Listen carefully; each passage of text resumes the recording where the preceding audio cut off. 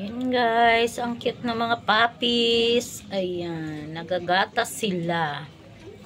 Kasi hindi kaya ng nanay na nila na pagatasin sila. Ang lalakas na nilang dumede. Kaya ayan, tinitimplahan ko na lang sila ng gatas. So, ayan, ang tatakaw nila.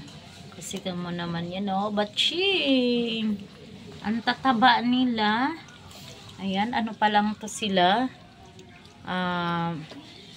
Mga 3 weeks. Yan, mga 3 weeks. Ayan. Pero ang tataba kasi ang tatakaw. Kaya hindi na kaya ng nanay nila na padedeen sila. Kaya tinitimplahan ko sila ng gatas at ayan, gustong gusto naman nila. Kaya hindi problema. So, lahat to guys ay ipamimigay ko. So, ayan ito. Nakakontrata na yan. Ayan. Ito, meron ng may-ari. So, maraming gusto ng tuta dito. Lalo na't ang cute nila. So, ito lalaki.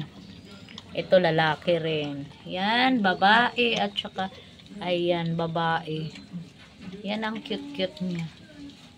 So, hindi na nagpapakita yung nanay nila kasi pag nagpakita yung nanay nila, kawawa talaga.